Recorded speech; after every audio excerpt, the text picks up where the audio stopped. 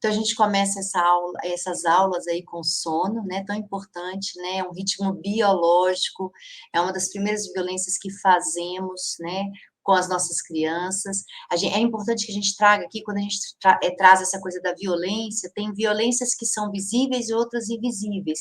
Essas violências invisíveis, elas são aquelas que nós sofremos, então que a gente não percebe que é violência. Então, a gente vai trazer essa luz para isso, né? Quais são essas violências que não percebemos? E é um aprendizado, né? A gente tem história, nós quatro mulheres que formamos aí, que somos professoras da escola, a gente tem um histórico, né? Sofremos a violência, então eu, criança, sofri as violências, né?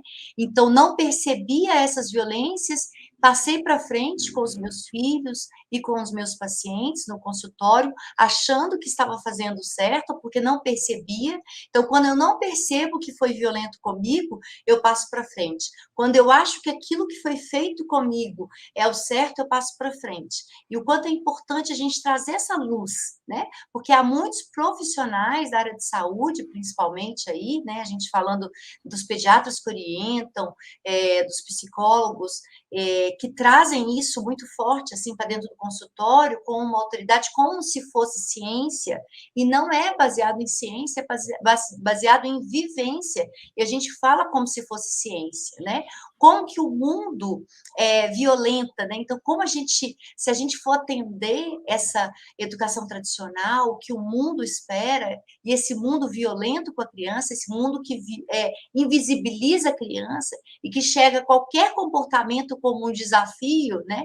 Como um enfrentamento, então a gente vem aqui ampliar esse olhar, mudar a perspectiva. Então, qual é a violência que eu perpetuo? Perpetuo por não conhecer, por não perceber. Então, a gente vai trazer essas indagações aqui, essas reflexões, trazer vocês também para um campo bem poderoso, que é o campo do sentir, que a gente traz muito isso na escola, né? Então, não é sobre ferramentas, não é sobre métodos, não é o que funciona para todo mundo, mas a gente vai ampliar esse olhar, trazendo realmente luz para cada criança que está aqui, né? Que vocês foram e que fomos também, e o quanto já violentamos, e o quanto é importante a gente se responsabilizar para poder mudar, que a gente não continue perpetuando, que a gente consiga quebrar esse ciclo.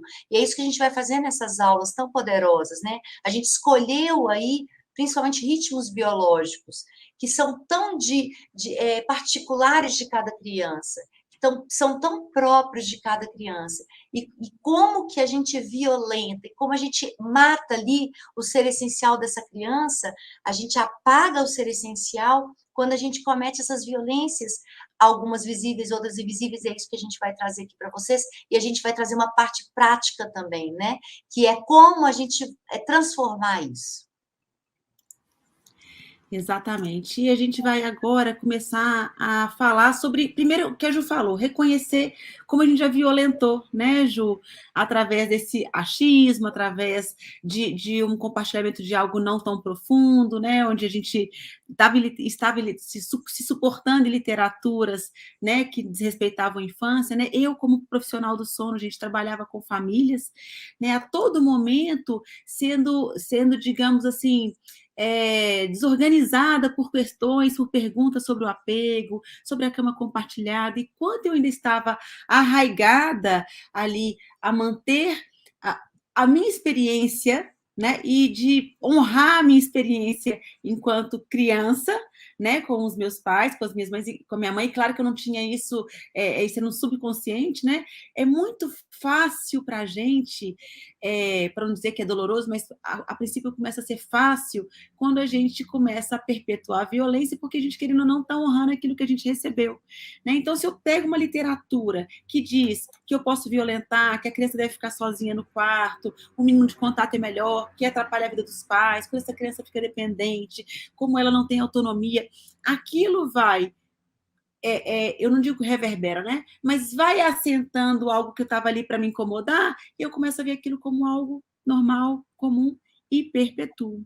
E a partir do momento, para mim foi assim, Ju, quero saber como foi para você, mas a partir do momento que as mães começavam a me indagar sobre a cama compartilhada, sobre apego seguro, aquilo me incomodava e eu ficava sustentando as minhas respostas, gente, em nada, suportando em achismos. E no dia que eu comecei a me incomodar verdadeiramente, eu falei, eu vou estudar sobre o apego seguro para poder confrontar com essas questões que vêm, essas perguntas que vêm, e simplesmente não acreditei no que eu, com que eu me deparei, com as informações sobre as necessidades, né, de um bebê mamífero, as nossas necessidades biológicas, os nossos ritmos, o quanto que o nosso cérebro se desorganiza quando alguém intervém nesses ritmos, o quanto essa criança verdadeiramente está em sofrimento quando ela aceita adormecer sozinha, quando ela aceita adormecer sem o toque, quando ela aceita adormecer sem o contato, né? Então, quando a gente vai reconhecendo, e aí sim isso reverbera, né, Ju, em nós, porque aí sim a gente encontra algo que faz muito, por mais que nunca tenha ouvido daquela forma, faz sentido porque eu também já fui criança, eu também já tive as minhas necessidades. E como que foi para você, Ju? Onde que começou esse despertar também de que você estava violentando no consultório? Na verdade, assim, é uma coisa tão interessante, né, tão importante de ser dita também, que nós médicos, né, nós da área de saúde e os médicos, principalmente se tiver pediatras e médicos aí, sejam bem-vindos, e como é importante a gente se vulnerabilizar, né, mostrar nossas fraquezas, e tem uma fraqueza que é muito importante no nosso dia a dia no consultório, porque a gente não aprendeu sobre isso na faculdade, não aprendeu sobre isso na residência médica. Quando a gente aprendeu com outro colega, também pela vivência dele, então, mas só que a gente traz com uma força, Lívia, poderosa, como se fosse ciência, sabe? Eu lembro que eu era completamente segura nas informações do consultório e eu jamais vacilava, né? Então, eu acessava ali uma literatura bem pobre e uma literatura pouco embasada em ciências, né? E às vezes, sim, embasada em conhecimentos que beiravam ali a ciência, mas que não se aprofundavam mesmo e repassava, mas eu repassava muito a minha vivência mesmo, sem perceber, que é essa questão de você sentir que está fazendo a coisa certa, porque é aquilo que você vivenciou e parece que deu certo com você. Né? Então, eu trago uma história de infância com sono, uma história bem forte assim para mim, e eu costeia também, é importante também trazer isso, né, Livinha? Quando a gente vai experimentando esse desconforto da pergunta do outro, né, quando a gente começa a refletir sobre essas verdades tão firmes que a gente diz, sem pensar, né? Eu sempre espalhei verdades absolutas sem pensar. Né, verdades absolutas sem menor profundidade. E eu pratiquei com os meus filhos violências visíveis e invisíveis, então violências muito importantes assim com os meus filhos e principalmente com os meus dois primeiros, também com a minha terceira, porque a gente vai com o tempo mesmo que a gente vai aprendendo, porque aquilo que a gente não percebe a gente replica com muita facilidade. Toda vez que a gente vai romper o ciclo de violência, aquilo nos traz um desconforto, né? A gente vem de uma ignorância completa sobre a natureza humana, sobre as necessidades de um bebê.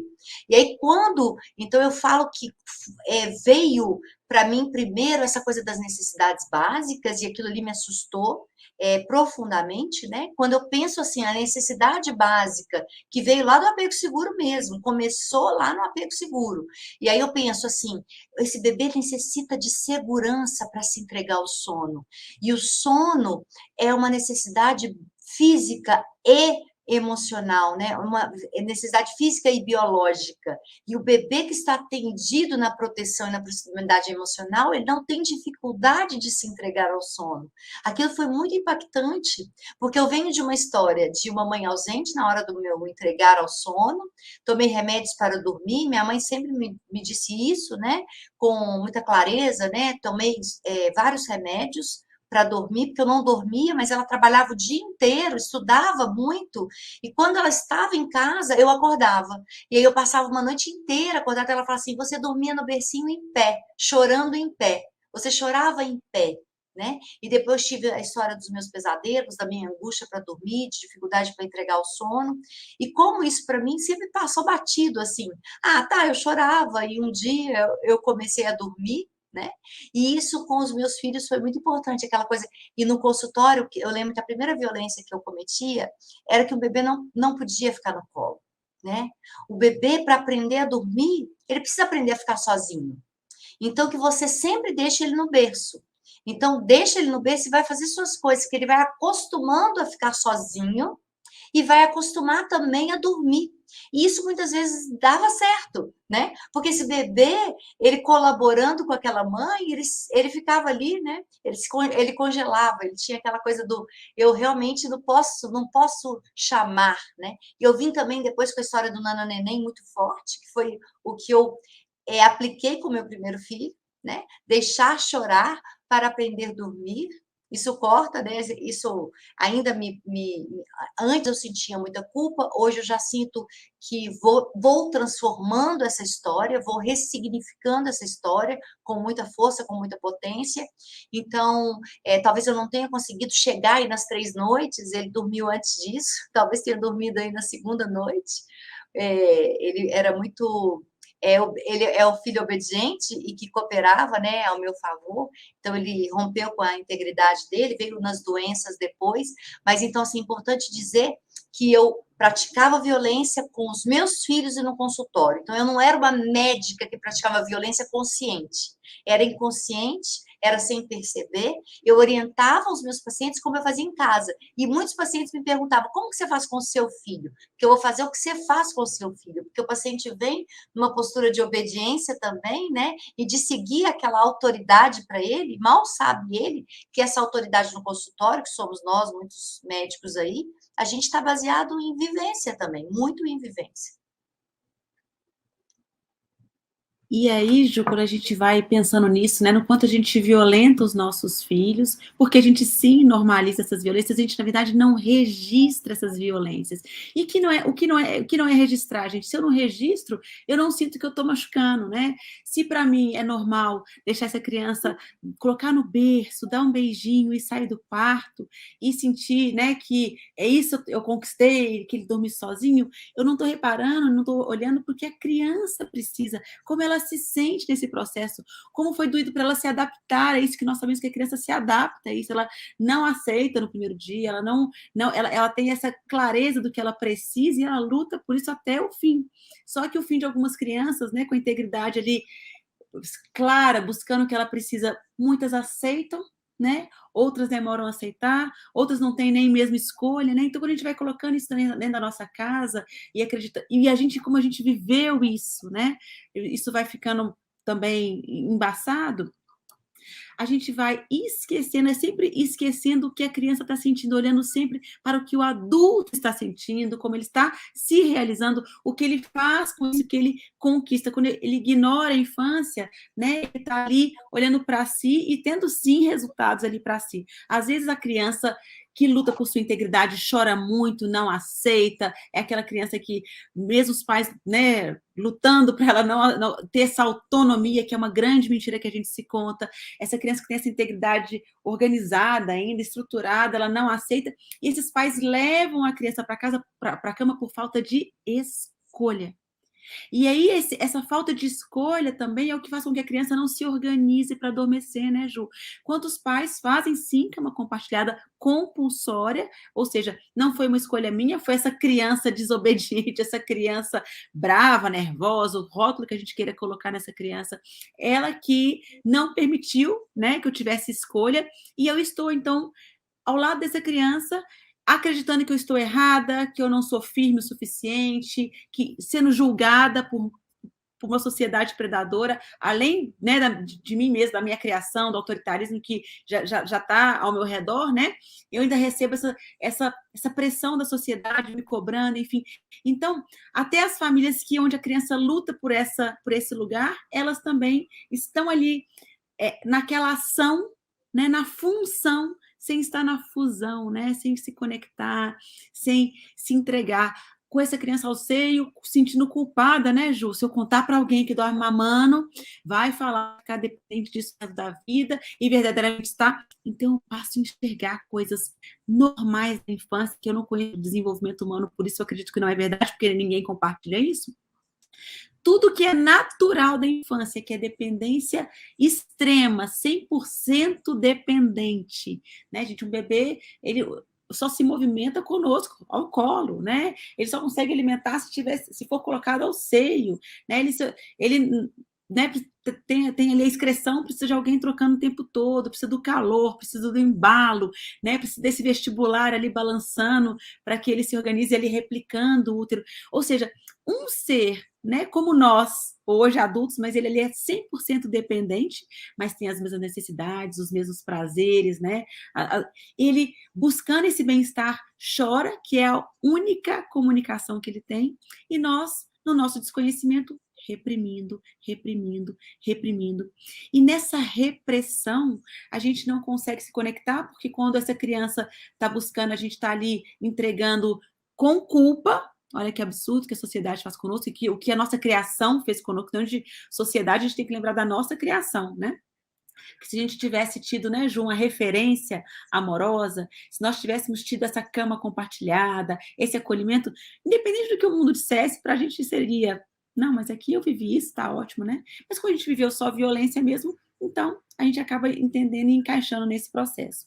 Enfim, então, gente, o que a gente pode agora começar a pensar, né? Eu também com os meus filhos, dormindo sozinho, um filho que tinha acabado de sair de uma UTI neonatal, 52 dias numa UTI, eu entrei com ele em casa e coloquei ele num berço.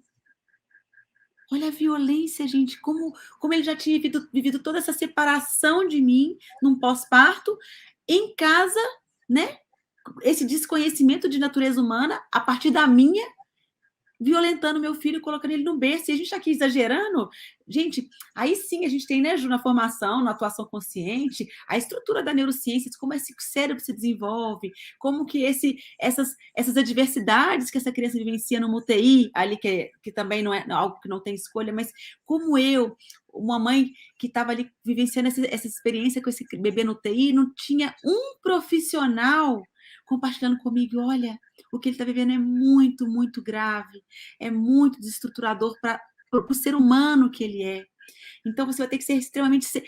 Se todos nós precisamos ser sensíveis, você vai precisar ser mais atenta ainda para esse ser que foi violentado desde o primeiro minuto de vida, que foi entubado, né, que vivenciou várias manipulações, vivenciou tantas situações de desapego que é sem esse contato materno, né? E desse desconhecimento em casa, violentando. Então, a gente pode ver essa violência que é... O que é violência, gente? Primeiro, desconhecer de natureza humana, né, Ju? Quando a gente desconhece de natureza humana, a gente simplesmente enxerga a criança como um adulto, a gente adultiza a criança, então quer que ela durma sozinha, que ela não incomode, que acha ruim se ela faz... Né, Ju? Como que eu faço meu filho fazer menos cocô de noite para não despertar? Né? Assim, né? Como que eu faço para trocar menos fralda? A gente preocupado muito nessa função, no quanto que isso nos consome, sem nunca perguntar, será que eu estou atendendo essa criança como ela precisa? Assim como a gente responderia a um parente no hospital. No hospital, a gente fica preocupado quanto tempo que esse parente nosso vai, a excreção dele, como que pode fazer para menos, para mais, né? A gente está ali disposto do lado da cama, se precisar, eu tenho que chamar, eu tenho que estar atento, né? E como a gente tem o patriarcado, onde faz a gente ignorar a infância, que é o de menos valor mesmo, né? A gente que começou ali pelas crianças mesmo, a gente replicando esse poder do patriarcado, onde a criança não tem valor, então eu não enxergo ela como um ser humano como eu. Então a gente simplesmente isola ela da nossa rotina. Começamos em casa, replicamos no consultório, eu replicava como consultora do sono, né? E toda hora, né, Ju, reforçado por algum profissional, porque eu estou violentando, e chego na minha pediatra, ela também não identifica isso como violência e reforça, que bom, tá dormindo sozinha, excelente, porque uma mãe saiu aqui, você precisa de ver, não consegue nem dormir mais à noite, porque tem esse bebê com ela, enfim. Então, né, cada um reforçando essa violência. Então, o que a gente vai fazer? O convite para vocês agora, quando a gente compartilha isso que a gente está falando aqui com vocês. Como nós fomos criança, né, Ju? Que eu acho que esse que é o processo que a gente tem que começar a permear para conseguir até se conectar com isso que eu e Ju estamos conversando aqui, né? Como é que foi a minha infância? Como é que os meus cuidadores lidaram, né, com o meu sono para eu hoje estar violentando ou em casa, ou no consultório, no atendimento, ou em ambos, enfim, ou para não enxergar essa violência com meu sobrinho, não enxergar essa violência que meus alunos estão vivenciando. Estou lá no jardim de infância, né, vendo que a criança está comunicando ali inúmeras coisas e, né, não consigo trazer para essa mãe algo que realmente transforme ali o olhar dela para a infância, o maternar dela. Queria que vocês pegassem, né, Juju, acompanhassem a gente agora nessa aula Como a gente está tão com... afastado, né, Livinha, do sentir, né? E a gente está tão preocupado, porque a gente está preocupado pela sociedade patriarcal mesmo, né, com essa questão da hierarquia de poder, como a gente se preocupa com a criança tomar um espaço que é nosso, né? Como as nossas necessidades ficam lutando contra delas, e quanto a gente acha que precisa controlar as crianças para que a gente fique bem. Então, assim, a gente prioriza as nossas necessidades, e eu digo isso, gente, a gente faz isso por completo desconhecimento, né? Então, a gente acha que é através da dor e através desse impacto que a criança vai aprender a dormir. Então, a gente acha que precisa ensinar, precisa treinar para dormir, precisa treinar para desfraldar, precisa treinar para comer. A gente não conhece a natureza humana e a gente não confia na natureza humana. Pior, né? A gente não confia na nossa natureza. Então, a gente fica querendo intervir o tempo todo. Então, a gente foge desse lugar do sentir, que é tão de instinto materno, né? E a gente foge para um lugar mental e a gente quer o tempo inteiro estar ali fazendo a coisa certa. E quando a gente começa a se entregar ao sentir, se entregar àquela criança e sentir como aquela criança está, né? E se entregar aquilo que ela está necessitando, né? Que ela mostra através do choro, a gente se sente inadequado, né, Lívia? Que vem ali uma filha Totalmente. de infância, a gente se sente inadequado, a gente se sente envergonhado, a gente se sente culpado. Como assim eu estou colocando uma criança para dormir na cama? Ah, eu vou destruir o meu casamento. Ah, o que vai acontecer com essa criança? Ela vai ser dependente. Quanto mais ela ficar aqui na minha cama, mais dependente de mim ela vai ficar. Né? Então, a gente tem esses conceitos que a gente vai tirando de informações de pessoas desinformadas e que talvez a gente ache que tem algum poder de conhecimento, mas hoje a ciência vem muito forte, né, Lívia? O que a gente traz na escola não é só essa percepção nossa de vários cursos, mas é muito científico, né? Então, hoje a neurociência vem mostrar a importância dessa segurança para a criança, e é a segurança que gera resiliência, é a segurança que gera desenvolvimento cerebral. Então, quanto é importante a gente, sim, olhar para a nossa história, olhar para o que a gente replica, olhar dentro do consultório, né? Nós médicos, Lívia, se eu for dizer assim, dos absurdos que eu já disse no consultório, que eu tenho certeza que meus colegas também, né? Da água em vez de peito na madrugada, para essa criança parar de acordar, não pegar no colo. Ah, uma coisa que eu dizia, hoje eu fui escrevendo, isso me doeu tanto de lembrar, que eu falava com a mãe assim, não faça contato visual, não diga nada, né? É como se assim, vá lá como se fosse uma parede para essa criança sentir a frieza, né? Porque é essa frieza, é essa dureza que vai fazer essa criança ser forte depois, né? Como é duro isso, lembrar disso, né? Então, eu tenho mães que me questionam ainda, né? Porque eu já tenho pacientes aí com 20 anos, eu tenho quase 25 anos aí. Então, elas falam, doutora Joães, como é isso que agora você fala da cama compartilhada? Antes você falava super mal da cama compartilhada. E aí eu falo, nossa, mas eu falava, você me perdoa, mas porque eu também praticava isso, né? Essa violência que eu praticava com você, eu praticava comigo também, com os meus filhos, né? Então é importante validar isso, né, Lívia? Porque vem de muita ignorância. Sim, e acho que isso que é o nosso convite, né, Ju? Que claro que a gente se envergonha, né, do que a gente compartilhou, eu como consultora do sono, às vezes a Ju traz, né, nossa, fulano que foi atendido com você, né, e onde a gente trabalhava ali, né, mais ou menos junto, né, Ju, você direcionando para mim, e a gente, quando eu revejo um plano de sono, eu falo, meu Deus, como é que eu falava isso, como eu compartilhava isso? Até tentando, né, Ju, encontrar ali alguma linha amorosa, alguma linha de raciocínio amorosa, e era zero, gente.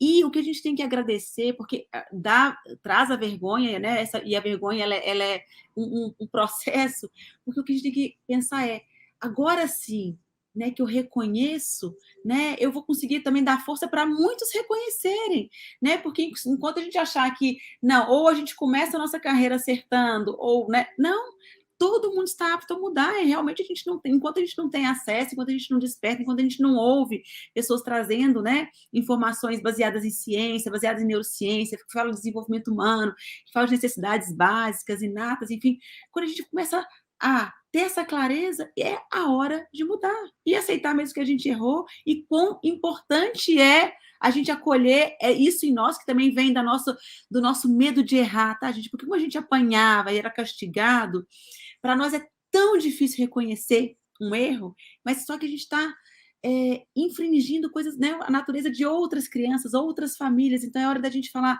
mas eu tenho que agora entender que essa dor é minha, esse medo de errar é meu, não sou mais criança, não serei punida, né, e eu me permito, eu dou essa permissão de eu me transformar e compartilhar agora novos conhecimentos, novas informações, pedir desculpa para aqueles que eu realizei violência, assim como a gente tem que aprender a pedir desculpas para os nossos filhos. Filho, ontem eu assisti uma live, hoje eu assisti uma live e eu sinto muito por aquilo que eu fiz, eu não tinha conhecimento para isso, e agora estou começando a despertar, né? Eu vi aqui o comentário de uma pessoa que colocou que eu apanhei muito. Gente, eu apanhei muito para dormir, apanhava para dormir, né? Tinha insônia, né? Desde ali da tenra infância, eu me lembro com muita dificuldade de dormir, então ficava conversando com a minha irmã, buscando companhia, literalmente, e entrava minha mãe, né? E brigava que eu tinha que dormir, eu que gostava de apanhar, gostava de dormir chorando, que eu precisava apanhar, né? Enfim, como através dessas vivências nossas, a gente começa a não querer mais enxergar que isso foi doído, e hoje eu acho que eu sou ótima, que eu fiz isso e aquilo. Não, a gente vivenciou, e que bom que agora, quando alguém fala isso para mim, aí eu lembro das minhas experiências e falo, é verdade, eu sofri. É verdade, foi doído. Já falei muito que hoje eu sou muito melhor com isso e aquilo, mas não, eu sofri. E agora eu consigo reconhecer, né? Quando a gente reconhece o que a gente sofreu na nossa infância, aí gente que reverbera mesmo, e aí que a gente consegue, nem consegue, na verdade, deixar de ver o que a gente está enxergando agora em relação à infância, né, Ju? É aquele quando a gente começa a ver, não tem como desver, né? Então, é esse o convite que a gente traz para vocês, quando a gente começa a escutar isso, isso machuca, isso incomoda, aproveite esse incômodo, aproveite esse desconforto e conecte-se lá com a sua infância e com as suas experiências, que é lá que esse desconforto se assenta. E lembrar também, né, Livinha, que a gente já passou por todos esses desconfortos, e é o desconforto que gera a autotransformação. Porque quando a gente traz aqui as nossas fraquezas, né, a nossa vulnerabilidade, esses nossos erros, né, que são tão importantes na nossa história, a gente permite que o outro também venha com uma história de erros e se transforme, né? Porque quando eu me vulnerabilizo, eu toco o outro de alguma forma. Quando eu mostro a minha fraqueza, eu toco e começo ali a trazer consciência para um outro que também se propõe a se autotransformar. Então, isso é muito importante, né? Porque vem uma história assim, eu só consigo ter compaixão pelas crianças que passam por mim e pelas crianças que eu cuido, né? Quando eu tenho autocompaixão. Então, eu olho para a minha história, sinto a dor da minha história, sinto o quanto foi dolorido e o quanto foi difícil, e o quanto aquilo me gerou, sim, vários problemas, o quanto aquilo apagou o meu ser essencial, e quanto aquilo minou a minha autoestima, e quanto aquilo minou o meu poder de pedir aquilo que eu necessito, né? Então, quando eu faço esse trabalho de rever, né? Então, aí eu acabo acolhendo, e a nossa escola tem muito isso, a gente traz o outro para esse lugar, né? Não de acolhimento, mas de responsabilização e de visão, né? Essa possibilidade de trazer todo esse conhecimento que é tão mental para um campo do sentir que nos leva muito mais longe, muito mais longe. Exatamente. Gente, a gente estruturou a nossa aula hoje de que forma? a gente compartilhou com vocês no grupo esse workbook, né, esse caderno de práticas, ou seja, tudo que a gente está comentando aqui, conversando, compartilhando com vocês, vai trazer vocês do raciocínio do que, como eu entendo, né, o que é essa criança invisível, né, para eu começar a tornar essa criança visível. Então, como é aqui eu começo a registrar as violências que eu vivenciei, ou que eu compartilhei, ou que compartilho, vivencio, né, independente do tempo, se foi no passado, se agora o reconhecer é muito importante, e depois a gente vai transformar isso em como agora eu visibilizo a criança, né? Que é toda a base do nosso documentário Segredo da Criança Invisível, né? Que foi esse chamado para a gente reconhecer que as pessoas que tem mais famosas, uma das mais famosas, violentas, né? O nosso grande violento, representante de violência, de abusos, né? Que ele teve uma infância dolorosa, né? Que a Cristiane F. tão famosa com sua história, né? De drogada e prostituída. Que história de infância ela teve, né? E como a gente sabe que essas, ou seja, como a gente registra através dessas grandes histórias, né? Desses personagens tão conhecidos por nós, que a nossa infância não fica na infância. O que acontece na infância reverbera por toda a vida, e pode até, que aconteceu com o Hitler, né, gente, simplesmente causar catástrofe, fazer coisas tão horrorosas e tão perturbadoras como ele realizou. O que a gente quer trazer é como é que eu, então, visibilizo essa infância o quanto antes, como é que eu posso tornar visível. E o nosso convite é através da nossa história. Então, vocês vão, ao longo dessas aulas todas, das 5 aulas, vão ter essas indagações aí com vocês vão receber indagações diariamente, e aí, ao longo das aulas, vocês vão respondendo, depois das aulas, vocês parem um pouquinho, a gente chama desse se perguntar, né, e começar a já transformar, trazer aqui, né, tirar aqui da razão e começar a sentir isso tudo que a gente está escutando aqui, que está fazendo tanto sentido. Então, não deixe de responder. A gente vai aqui responder algumas perguntas que vão nos apoiar até mesmo nessas respostas aqui que vão... É muito importante, né, Livinho, nesse caderno de prática, que as pessoas escrevam essas respostas, não leiam as perguntas e só respondam na mentalmente, mente. né? Porque a escrita, ela tem um poder curativo, e vocês podem até acessar memórias ali, né? Quando vocês vão escrevendo, parece que as memórias vão aparecendo, na verdade, o sentir vai fluindo. Então, às vezes, você começa com uma resposta básica e, de repente, está escrevendo ali 3, 4, 5 páginas de um caderno para uma pergunta simples. Então, a gente trouxe essa nova forma aí, que é o caderno de prática, para a gente tirar um pouco vocês desse lugar de tanto conhecimento e também ir para esse lugar do sentir, né, do experienciar também. Exato. Vamos começar aqui com algumas perguntas, eu vou exibir ela aqui para a gente, e a gente vai respondendo aqui com vocês, e vamos pensando juntos sobre essas questões. Então, a da Gisele Guzmão. Como fazer com o sono do bebê? Devemos deixá-lo dormir na cama com os pais? Eu percebi que os meus se sentiam mais calmos na minha cama. E, Gisele, é tão engraçado a gente se questionar se eu posso colocar o meu filho na minha cama, sendo que até coloquei para vocês aqui, a gente colocou para vocês aqui no caderno de prática, né? O François doutor colocando aqui para a gente. Desde que se tornou possível aquecer diversos aposentos, as crianças passaram a ter quartos separados do quarto dos pais. Ou seja, há quantos 1000 anos estamos dormindo com os nossos pais, e quando vem a calefação, isso tudo se transforma e a gente acredita que as necessidades básicas humanas, elas se transformam porque a calefação foi inventada, né? Ou seja, é necessidade básica, estar na nossa cama é o básico. Quando a gente estava lá nas cavernas, onde ficava o nosso bebê? Na caverna do vizinho? Na caverna ao lado? Né? Lá dentro da caverna e eu lá fora? Claro que não, porque senão não estaríamos aqui enquanto espécie. Como é que eu vou desproteger um bebê? E o nosso bebê, quando nasce, ele é esse bebê do tempo das cavernas, ele não está sabendo que estamos hoje, né, em pleno 2022, com Wi-Fi, internet, com celular. Ninguém, ele não sabe disso. Ele só sabe que ele precisa de um cuidador que esteja disponível para responder às suas necessidades.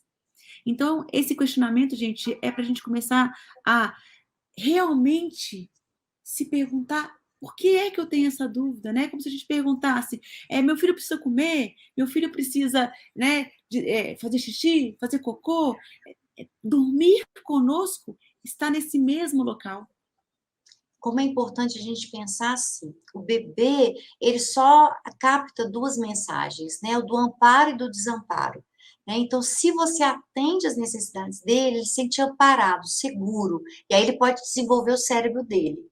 Se ele chora e não é atendido, e ele não está num lugar seguro, né, e o lugar mais seguro que tem seria ali com os pais, mas lógico que precisa de uma entrega ali genuína, e a gente pode falar mais sobre isso, né, eu preciso estar ali fazendo aquilo sem culpa, sem vergonha, sem pensar no que a sociedade diz, mas numa entrega ali do sentir mesmo, de amparar o meu filho, de atender ao choro. Aí esse bebê, quando ele está desamparado, ele começa a liberar hormônios de estresse, porque ele não sabe que ele está no berço sozinho. Ele acha que ele está sozinho no mundo. Então ele chora numa ânsia louca e numa angústia louca, para que alguém venha ali ampará-lo, porque aquela sensação de vazio vai aumentando, porque ele sente, porque aquele cérebro dele primitivo, né, que está registrando ali o medo de uma forma, e aí o medo dele é que eu tô aqui, eu posso ser comido por um urso, né? Então, a gente está falando ali metaforicamente, mas é mais ou menos isso, porque é o que aconteceu lá no tempo das cavernas, né? Então, quando o bebê está sozinho, ele acha que ele não tem vida, porque ele só é quando está no corpo materno, né? Então ele se sente essa necessidade do corpo materno, né? De um corpo materno caloroso, voluptuoso, que o envolve, o deixa seguro, completo e íntegro, né? Conectado com o seu próprio sentir, porque quando ele chora e ninguém atende, ele se desconecta do seu ser essencial, ele desconecta dele mesmo, então ele começa a não acreditar no sentir dele. Então esse sentir de vazio para ele começa a ser uma coisa que ele começa a não confiar no próprio corpinho dele, né? Então ele vai minando essa autoestima que é inata, né? Então ele luta pelas necessidades, e aí uma necessidade, por isso que a gente começou pelo sono, né, Lívia? É uma das primeiras violências que a gente comete, quando a gente deixa um bebê chorando. E às vezes a gente não sabe o que ele quer, às vezes ele está com sono, às vezes ele está com fome, às vezes ele está molhado, não importa. Ele está se sentindo desamparado se ele está chorando. Eu só preciso amparar. E o meu sentir leva a isso, o meu instinto leva a isso. Exato. Vamos exibir outra pergunta. Do Jonathan. Minha filha de 1 ano e 8 meses não dorme comigo, chora, só dorme com a mãe. O que posso fazer? Essa pergunta sua é tão importante, Jonathan, porque sim, nós precisamos de uma rede de apoio, nós precisamos do seu apoio, né? Então, você como homem, né, nessa questão é muito valiosa. Por quê? Porque hoje a mulher ela está literalmente sobrecarregada com tudo que, além dela se cobrar, né, tudo que a sociedade cobra, né? Então, você está trabalhando e seu filho, se você está com seu filho, você não vai trabalhar, e se você está, né? Então, assim, nunca tem, se você está com um filho, cadê o outro filho? Se você tem 2 filhos, como é que você faz com o outro? Então, como a sociedade simplesmente conturba esse maternário, onde ela precisa estar respondendo às necessidades da sociedade, às vezes respondendo às necessidades até do parceiro, que também demanda a energia dela, demanda a presença dela, enfim. Então, acaba que a gente começa a recorrer a buscar mesmo nos pais esse apoio para cuidar da criança. Mas a gente pode fazer retroceder um pouquinho e entender como é que a gente precisa ser cuidado por alguém para a gente conseguir cuidar, né, da nossa cria.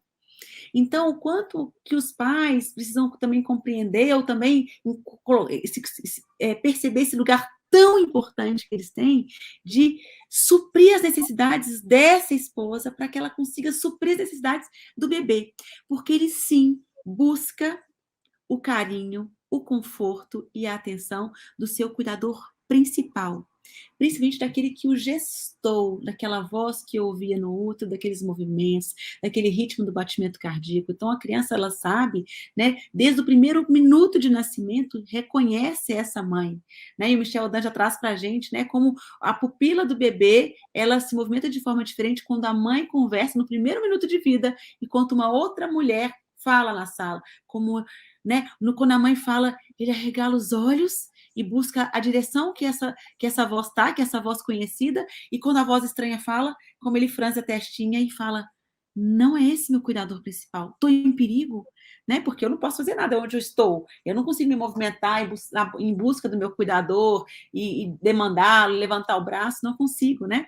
Então, a gente validar essa necessidade da infância, da criança, de estar em contato com a mãe, é maravilhoso, e não é um lugar de menos valor. O grande valor é eu conseguir apoiar essa mãe, né, supri-la verdadeiramente, né, que protegê-la dessa rede predadora, reconhecer porque ela está, né, com os hormônios aqui à flor da pele, gente, o puerpério, ele não dura 3 meses, 6 meses, como a gente coloca aí, né? O puerpério é até quando meu filho se comunica perfeitamente, porque enquanto ele não se comunica perfeitamente, eu preciso expressar por ele, eu preciso interpretar suas necessidades, e isso me demanda muita energia. Isso é o puerpério, é quando eu tenho que cuidar de mim e do outro exclusivamente, né? Entregar toda a minha energia, porque esse outro só se comunica através de mim.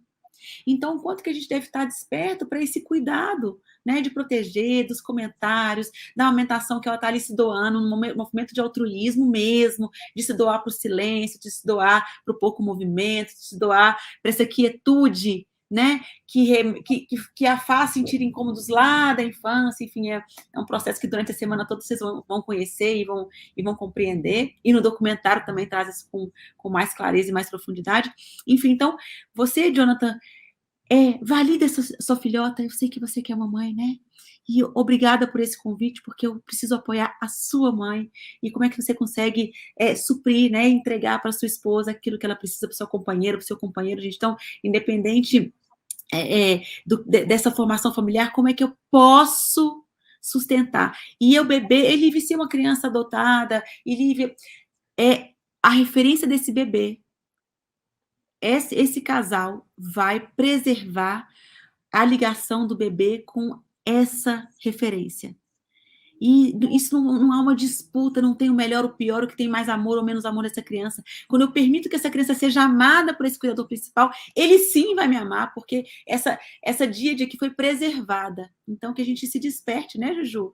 Para o quanto promover é esse conforto. maravilhoso, assim, essa potência do companheiro, da companheira, né? Então, assim, biologicamente tem aquele cuidador primário, que é onde o bebê sente mais conforto, e aí quando a gente sabe que tem os filhos adotivos também, mas, assim, aquela referência primária, e aquele companheiro ou companheira apoiando essa pessoa para que cuide do bebê. E aí esse amparo que esse companheiro dá, reverbera nesse bebê, porque essa mãe está tão ligada ali emocionalmente com esse bebê, que quando ela pode descansar e simplesmente se doar ali para aquele bebê, não preocupada com os barulhos externos, ela consegue ir para o centinho e não ficar no mental, né? Então ela consegue, aí esse bebê se sente feliz, amparado, então você vai ver, Jonathan, que a sua função é tão preciosa, porque quando você apoia essa mulher, silencia o mundo externo para ela, esse bebê tem ali uma sensação de amparo absurda. Né? Absurda. E se a gente puder fazer uma referência, né, que a gente fazendo a referência da Laura Gutman, que ela traz para a gente, que é a gente entender como que é essa família nuclear utópica, mas necessária, né, gente? Seria um barco ali em cima do mar, ali no oceano, um barco com esse parceiro ou essa parceira comandando esse barco, né? E tomando conta do oxigênio desse mergulhador, que é a mãe que está lá no fundo do mar, indo em encontro a esse bebê, né? Porque para ela estar lá, ela precisa ter oxigênio, ela precisa ser cuidada por alguém lá em cima, né? Para ela poder estar nessas profundezas aí com organização. Agora, se ela está lá no fundo do mar e tem que voltar para ver se tem oxigênio, tem que voltar para lembrar se alguém fez compra, tem que voltar para lembrar se alguém foi na farmácia, tem que voltar porque tem almoço, tem que voltar porque meus pais estão brigando, tem que voltar porque o meu irmão foi internado, tem que voltar. São essas distrações que te levam para o mental, né? E te tira desse campo emocional que é o campo do bebê. E o bebê está lá afogado. Tá afogado. Né? Então, como eu posso preservar, né, essa função tão importante desse cuidador principal para que ele esteja ali mergulhado? Sabendo eu que ele está com oxigênio e tudo, mas tá se esforçando para estar lá, né? Não é esse respirar natural meu aqui fora, né? Tá se adaptando a uma nova maneira de respirar, um oxigênio, né? Então, como eu faço com que isso seja o mais suave possível? É isso. Dacil. Estou aqui com um bebê de 2 anos que demorou muito a começar a dormir mais tempos seguidos, demorei tanto para aceitá-lo, e isso mesmo depois de compreender e mudar, e me dar culpa todos os dias, né, Ju? E essa culpa, né, Ju? Então aqui a gente vai reconhecer, gente, e eu acho que a gente tem que estar aberto para esse lugar, né, Juju? De reconhecer os nossos erros, porque é a partir deles que a gente consegue mudar, a partir deles que a gente consegue agir de forma diferente. Lembrando que a culpa é uma ferida primária lá da infância, né? Então, lá na infância, a gente se sentia culpado qualquer erro que a gente cometia, porque era proibido errar. Então, a gente carrega essa ferida para sempre. Então, toda vez que a gente erra, a gente se sente envergonhado, culpado, e não é desse lugar, né? É desse lugar que eu erro, aprendo com meus erros, me responsabilizo e transformo uma realidade. É desse lugar que vem a transformação. Exatamente. Outra pergunta da Lívia. A enurese. Xixi na cama, como lidar de forma não violenta? Eu tenho um filho de 12 anos, já foi acordado muitas noites para ir ao banheiro. Hoje não mais, porém ainda acontece de fazer na cama 2 ou 3 vezes na semana. A gente vai falar sobre desfraude amanhã, né, Ju, que isso aqui tem a ver com Eu acho que a gente desfraude pode separar essa pergunta para amanhã, que é uma para pergunta amanhã. super importante, Lívia, e você vai ter que aparecer amanhã na aula, com certeza, porque essa pergunta aí foi, assim, maravilhosa, dá muita conversa. Tira um print dela, mas eu quero só trazer o ponto do sono aqui para a gente entender Ah, reconhecer uma violência no sono aqui, tá, Lívia? Então a gente não vai entrar aqui, 12 anos, como é que é, deixa eu dizer. A gente vai simplesmente, como se a Lívia tivesse trazido aqui, eu tenho um filho de 3 anos, né, que faz xixi na cama e onde eu desperto durante a noite. E como a gente, de novo aqui, interrompe um sono, interrompe um processo, porque eu estou preocupada com desfraude, estou preocupada com outras questões, e despertar alguém para fazer xixi é violência. Se eu despertar uma de vocês aqui, um de vocês aqui, à noite, porque eu acho que tem que fazer xixi agora, porque, quer dizer, eu acho que você tem que ter vontade de fazer xixi agora, eu tô te violentando, assim, de uma maneira sem precedentes mesmo, onde eu acho que eu controlo o organismo do outro. Para quê? Para atender uma necessidade minha. Lívia, no caso aqui, se eu, né, vai ter que ampliar, e a Ju já tirou foto, e amplia isso amanhã, mas como é importante a gente reconhecer esses pontos, né? O quanto eu também me sentia envergonhada durante a noite em fazer xixi na cama, corria lá, como eu não podia mais ir para minha mãe, porque senão eu apanhava, senão eu era criticada, né? Como eu corria lá com meu pai e, né, eu fiz xixi na cama, assim, ou seja, como a gente fica tenso, a criança fica tensa, dorme tensa, porque se dormir é uma entrega, né, Ju? Como é que eu posso ficar preocupado que nessa entrega eu posso fazer xixi? Então, gente, não vou falar nem porque é começa, Lívia, desfraude, porque... começa já pensando na vergonha que ele próprio sente, né? O tanto que isso está minando a autoestima e como você pode fortalecer esse adolescente, né? Porque ele já está sofrendo bastante. Então, assim, se você age de forma violenta, essa vergonha ainda aumenta mais. Mas amanhã eu vou falar bastante sobre isso. Que não se esqueçam, acordar uma criança no meio da noite para fazer xixi é uma grande violência. E o quanto ela se sentir tensa em relação a isso atrapalha o sono dela. Né? E Então, não eu dar não água tenho... também para dormir, né? E não dar Não, água e não para dar não água. perder. Dormir de Então, boca seca, dormir com sede para não fazer xixi, violência também. depois eu não sei porque meu filho não dorme direito, né, Ju? Porque desperta tanto, porque tem esse sono picado. Medo. Ninguém Medo, consegue dormir bem com cortisol. medo. Gente, não me recordo de nada, não tenho ideia de como eu dormia, quem me colocava para dormir, que horas, nem quando maior. Gil, o que a gente pode dizer para você, né, Ju, quando a gente não tem lembranças nenhuma, é porque a gente não pode lembrar, porque vai ter, né, algumas situações aí que meu cérebro preferiu encapsular, né, para que eu pudesse deixar isso guardadinho ali, né, e porque o recordar, o acessar, isso é muito difícil. Só que eu tenho que lembrar que eu não preciso me recordar. Se você tem filhos, como você age? Como você os coloca para dormir? Né? Que horas, né? Como que você faz? É exatamente o que você recebeu. Então, se você sente raiva, se sente frustrada, se sente, sabe, que é um momento difícil, é um momento desconfortável, né? E que bom que dorme com meu marido fácil. Dando exemplo aqui, tá, gente? Tô, né, Ju? Ai, mas não gosto nem de dormir comigo, dorme com meu parceiro, dorme com minha parceira, enfim. Quando a gente não precisa ficar preso ao que eu vivi. Como eu faço hoje? Exatamente aquilo que eu recebi. Então, não se percam nessa linha aí de, eu acho que foi amoroso, não foi, se eu não me recordo porque foi difícil, mas como o nosso corpo guarda as marcas, a gente replica.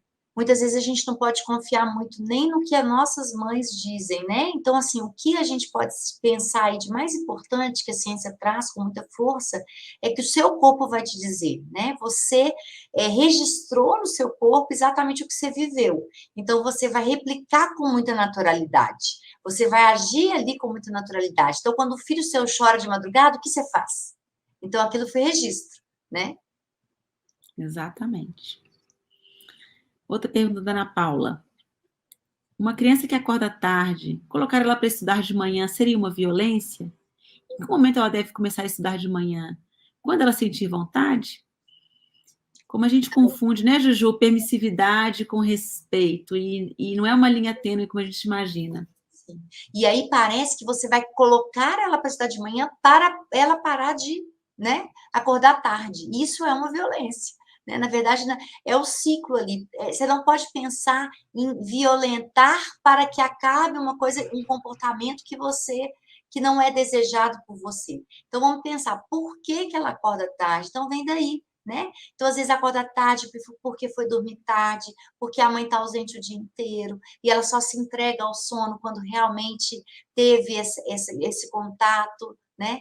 Então, é importante analisar várias outras coisas, porque parece que você vai passar ela para estudar de manhã só para acabar com esse ciclo dela acordar à tarde. Mas e aí, né? Então, essa observação precisa ser genuína.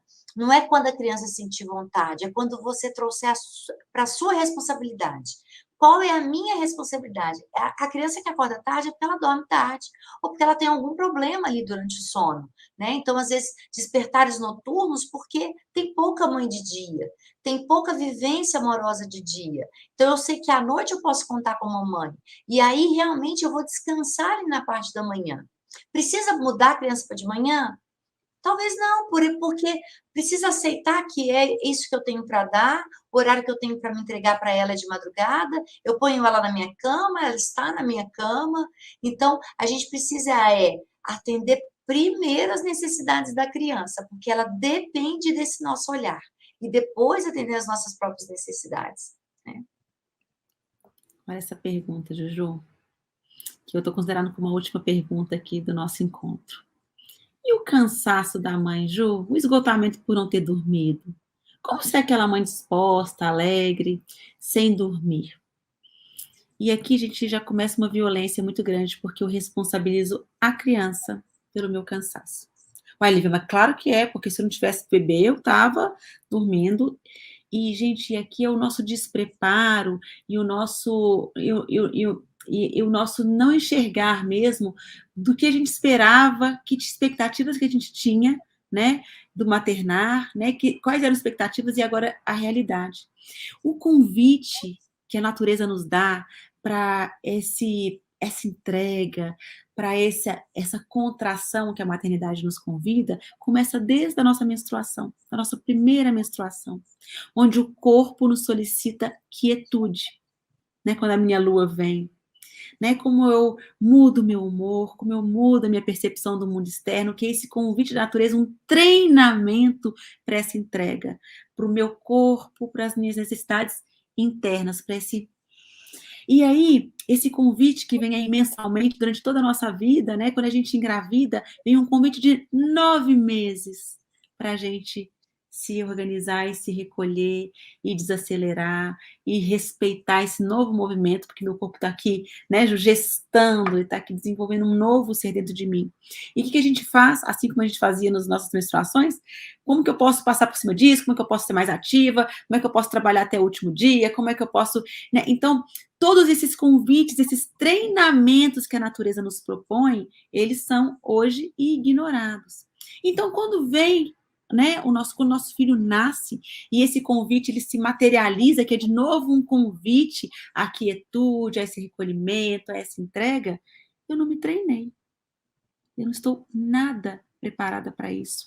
E minha cabeça com inúmeras atividades, com inúmeras demandas, com inúmeras, né, com uma sobrecarga imensa, né, e a gente sabe que tem, né, muitas mães extremamente sobrecarregadas, que verdadeiramente são quem dirige a casa, é quem sustenta essa casa, e uma sociedade toda normalizando isso, e achando ótimo, e achando lindo, a gente esquecendo que um bebê humano precisa dessa mãe, quanto menos disponível ela está, isso, essa criança está em sofrimento, né?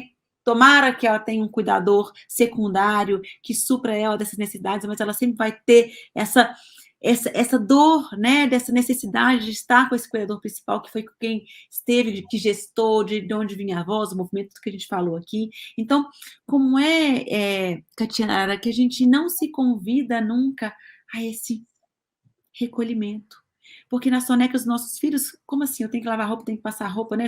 Se não é isso, se não é demandar casa, é passar um e-mail, é comprar não sei o quê, é resolver, vender, comprar, é não sei o quê. Então, é porque a quietude sem treinamento, ela fica completamente, parece um extraterrestre na nossa vida. Agora vou ter que começar, né? E não é. Então, é um convite que os filhos nos fazem para o que você pode abrir mão para estar comigo? Né, do que você pode, como que você se permite recolher e descansar, estar comigo, que é o convite que ele faz na soneca praticamente, gente, de hora em hora que um bebê recém-nascido traz, né, mas a gente está nesse, nem consegue ver, então o bebê não dorme, aí a gente começa com essas outras ilusões, né, Juju, meu bebê não dorme, meu bebê não sei o quê, existe bebê que só dorme, né, é porque assim, se eu não estou disponível, esse bebê que é meu contato, esse bebê também não pode se entregar ao sono, também não pode se organizar, se soltar para esse processo, né? Ali correndo atrás da mãe, literalmente, né? E essa mãe também correndo desse estado, porque sem o treinamento, né, essa quietude nos incomoda, enfim. Que convite, então, a infância nos traz, né? E eu acho que os filhos, quando vêm, né, Ju, demandando essa nossa energia extra aí, e a gente acha que é um extra, na verdade, é a energia que a gente tem e coloca em outras atividades. Né, coloca no nosso trabalho, coloca nas brigas de família, coloca nas relações, né, na minha relação de casal, coloco nas demandas da casa, né? Onde eu, como a Ju falou, onde eu vou despistando, né? Esse chamado para essa entrega. Então, né? Ju, o que a gente pode finalizar com essa percepção aí de natureza humana e como a gente não se adapta a ela, porque estamos num outro ritmo, né? Sim. Eu queria só acabar de falar com a Catiara que, assim, realmente a gente dar aquilo que a gente não teve nos exaure, né? Então, a gente precisa economizar essa energia, porque é uma energia que a gente ainda precisa aprender sobre ela. A energia da entrega emocional, ela é violenta. Então, como você pode pedir apoio? Como você pode pedir ajuda para que nos momentos que esse bebê se entrega ao sono, você se entregar junto com ele, estar ali junto com ele, para que você tenha energia, porque vai ser sempre assim. Depois vai ser energia para brincar, a energia para fazer o para casa, a energia. Então, sempre você vai despender, né, para quebrar o ciclo de violência, você vai ter que entregando aquilo que você não teve, você vai estar sempre exausta, exaurida. Você não precisa estar alegre, né? Então, na verdade, é diferente, porque você está numa entrega absurda, numa entrega de doação. Então, quando eu estou doando, ou estou dando esse amor que eu às vezes não conheço, eu não preciso estar alegre, né? Eu posso estar cansada, eu posso dizer sim que estou cansada, mas consciente daquilo que eu estou fazendo, né? Então, eu deixo de lavar o banheiro para dormir ali ao lado do bebê. Porque às vezes a gente não deixa de fazer nada da casa e aquilo ali nos cansa muito menos do que estar ali disposta para o bebê. E, gente, a gente fala isso de um lugar sem julgamento, porque a gente sabe, né? E a gente está convidando vocês nesses 5 dias a se entregarem mesmo, né? Nesses erros, nessa vulnerabilidade, mostrando fraquezas. A gente vai trazer em todas as aulas esse lugar aí de realmente nós, o que a gente viveu, né? Como a gente atua no nosso consultório, como a gente atua na nossa casa, como foi a nossa história e como a gente pode tornar as coisas, como a gente pode romper esse ciclo, como a gente pode visibilizar. Primeiro ver a criança que fomos, primeiro sentir, porque eu preciso primeiro me sentir o que eu vivi, né? Perceber no meu corpo aquilo, para que eu realmente tenha compaixão por outra criança. Então, é tão importante essa autocompaixão.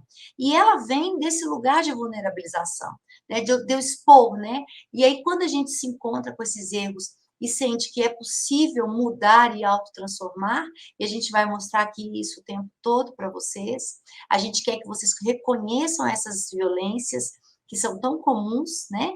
E que a gente pratica todos os dias. Ainda sou uma pessoa violenta, Vivinha também, porque a gente está nesse sistema que nos oprime também enquanto mulheres, né? Então a gente sofre violências todos os dias e a gente acaba sentindo essa raiva que mulher não pode sentir, então a gente reprime essa raiva, então a gente é violenta muitas vezes com os nossos filhos, com as pessoas que estão mais próximas de nós. Então, né? E quais são as ações práticas, né, para tornar visível a necessidade das crianças? Então, será que no meu processo, né, Ju, é trazer meu filho para dormir comigo? Será que meu processo agora vai ser respeitar o ritmo dele e não despertar? Será que meu processo vai ser desapegado de tantas atividades e começar a priorizar e lutar por isso e dizer os seus colocar limites, né, dizer não e se permitir maternar e se entregar, né, para esse processo que é muito demandante, que já nos traz tantos desafios, enfim. Então, o que a gente vai conseguir colocar em prática aqui, né, disso que ficou aqui na aula, né, para reconhecer aquilo que, como eu ajo com meu filho hoje, para entender que foi assim que agiram comigo e sentir por isso, para parar de agir assim, né? Então, inúmeros exemplos que vocês trouxeram aqui, né, de uma que queria fingir que estava dormindo para o pai colocar no colo. Gente, o quanto que a gente às vezes pedia esse contato, que a gente tinha que fingir alguma coisa para poder sentir, quanto que a gente pode, já lembrando dessa nossa experiência, o quanto que eu sou espontânea e dar um carinho para o meu filho, o quanto que ele não precisa pedir para eu colocá-lo para dormir, para eu contar uma história, né?